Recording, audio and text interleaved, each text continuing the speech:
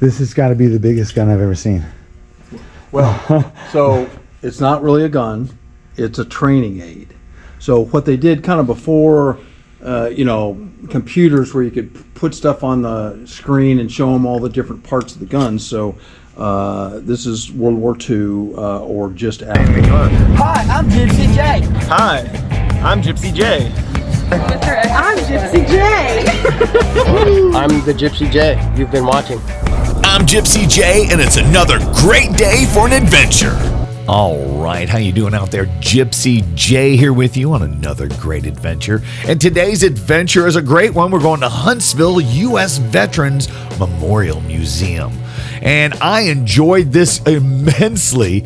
But I tell you what we're going to do. We're going to let this guy right here, Scott Thompson, he's running the whole thing. He's the head dude at this time.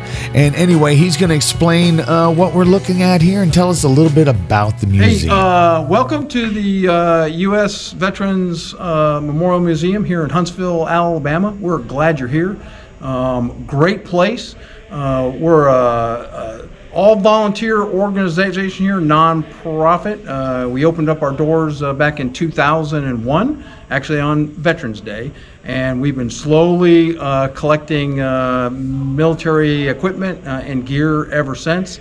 As you can see, we are full up right now. My name's Scott Thompson. I'm the Deputy Director here. Wonderful museum. I mean, when you drive up, you're not going to be impressed. The building's got an old hangar. Doesn't look like much, but when you come in the door, I think you're going to be overwhelmed. I know I was. I've been volunteering here now for 10 years. Retired from the United States Army after 30 years and needed something to do to stay connected to the military, the veterans. So came here and visited with my wife and fell in love with the place, and I've been volunteering here ever since.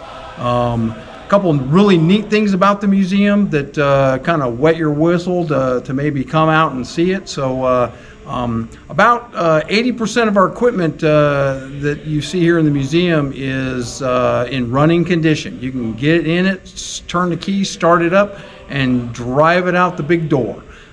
We do provide quite a bit of equipment for the Huntsville Veterans Day Parade, which is one of the biggest in the country. If you've never been to that, on November 11, it's a downtown Huntsville. Awesome. You get to see a lot of this equipment rolling. So, and we get a lot of collectors from within about 100 miles away that bring their stuff in here for the parade as well. So that's one of the cool things. We like to restore equipment to running condition when we can. Another neat thing about the museum, we have one of the best Jeep collections in the country. I'm not going to say it's the best, but it's a really good Jeep collection. We have 4 of the prototypes that the U.S. Army tested. And then finally agreed upon, the Jeep that we all have seen before in World War II, built hundreds of thousands of those. We have the Ford Pygmy, serial number 1. Every once in a while, the Ford Museum, they like to downsize. And our director went up to the Ford Museum up in Michigan in the early 80s, and they auctioned off the Ford Pygmy, which was their entry into the Jeep competition, and was able to buy it, and that's here at the museum as well. We also have the Mercy Train, often called the 40 and 8. It's a boxcar. After World War II, France wanted to thank the United States for our participation in the war, and so they did a gift drive across all of France. Citizens, they donated all sorts of gifts. They filled up 49 boxcars full of gifts. France then transported them here to the United States. And every state and the territory of Hawaii, because Hawaii wasn't a state yet, got a boxcar full of gifts from the people of France. So we have the Alabama boxcar here. Even though this building is small from the outside, it is huge on the inside, and it is definitely jam-packed full of history, full of incredible photos, uniforms, you name it. I mean, equipment, everything. And it teaches you something. I learned a lot while I was there.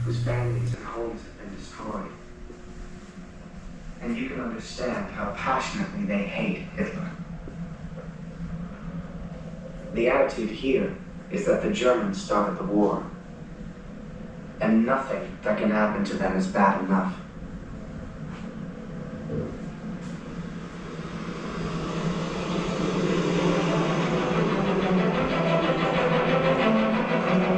On July 27, 1943, U.S. and British forces enter the third day of the combined Blitzkrieg offensive. Their objective is to cripple the Luftwaffe by bombing military and industrial sites deep inside of Germany.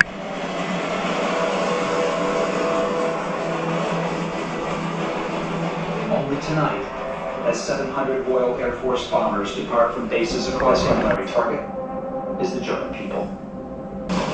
The British bombers pound Germany's second largest city, igniting the first man-made firestorm in history.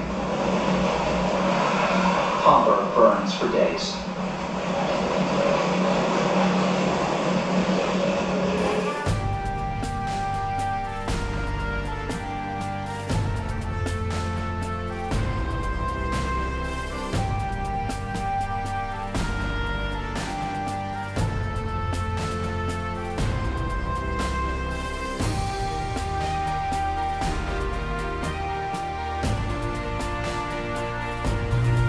Talking to Scott, I realized real quick I did not know a lot about World War II, World War I, any of it after walking around this museum, seeing what I've seen. And of course, you see a lot of these things in movies and on television and stuff. But when someone's telling you about it and they know what they're talking about, it really does open it up and embed that knowledge into your head.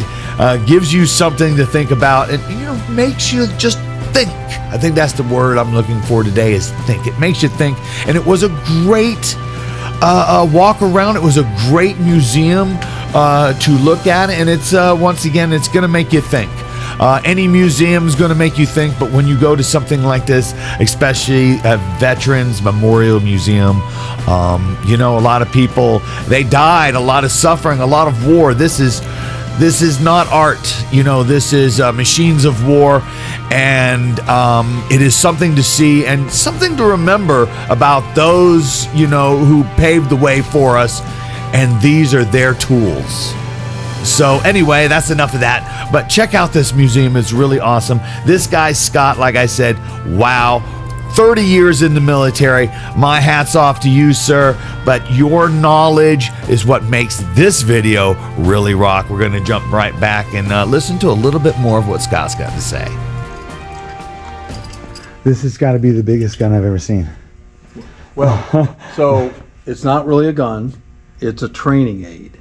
So what they did kind of before, computers where you could put stuff on the screen and show them all the different parts of the gun. So this is World War II or just after. They built these training aids so they would have them in front of the classroom and they would talk about the operating system of the weapon. So, wow. So you see an M1 Garand up there. Oh, okay. All right. Okay. So this is a BAR. So here's the real BAR right here. All right. Oh, okay. Okay. So there's a so that's a training aid. We have an M16 training aid down there. We have an M14 assault rifle down there that are same thing. They're really big.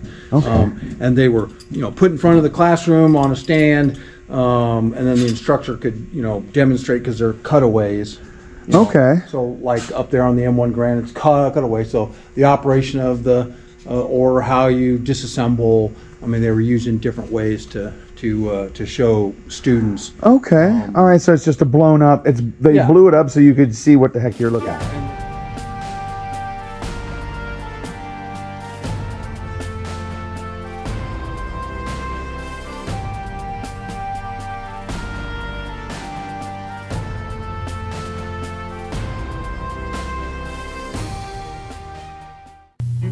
And if this place couldn't get any cooler, they finish it up with the Revolutionary War.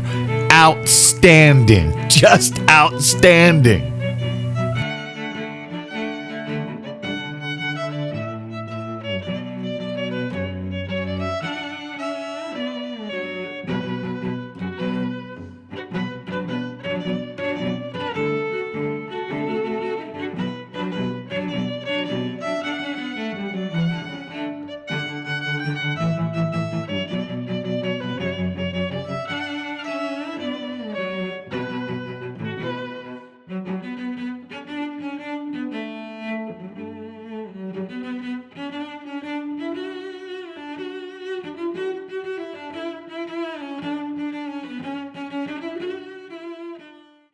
We run the gambit from the Revolutionary War all the way through the current conflicts that are ongoing now, so lots to see here.